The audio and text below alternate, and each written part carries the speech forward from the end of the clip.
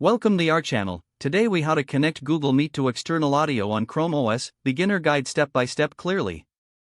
To connect Google Meet to external audio on ChromeOS, start by ensuring you have the necessary audio device plugged into your Chromebook.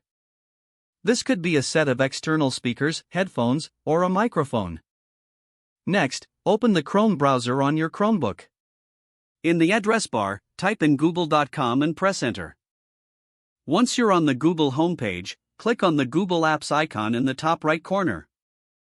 From the drop-down menu, select Google Meet. If you're not logged in, enter your credentials and sign in to your Google account. After logging in, click on Join or Start a Meeting.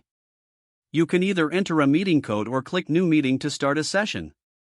Once the meeting interface loads, navigate to the bottom of your screen. Click on the three vertical dots in the bottom right corner to access the Settings menu. In the Settings menu, select the Audio tab. From here, you'll see options for microphone and speakers. Ensure your external audio device is connected and recognized by your Chromebook. For the microphone, select your external audio input from the drop-down list. For the speakers, choose your external audio device to ensure sound playback. After you've made your selections, test the audio by speaking into the microphone. Watch for visual indicators to confirm your voice is being picked up.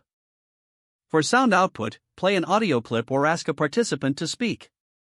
This will confirm that your external audio device is functioning properly.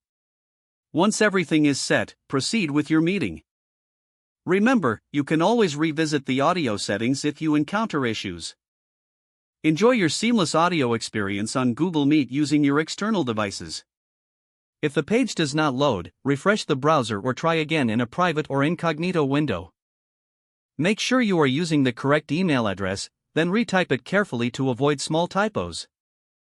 If your password is not accepted, use the reset option and create a new strong password you can remember. Check your spam folder for verification or security emails, then complete any requested confirmation steps. Enable two-factor authentication if available to improve account security and reduce unauthorized access risk. After signing in, review your profile details so your contact information and settings are accurate and current. Don't forget to like this video and subscribe to our channel for more step-by-step tech guides.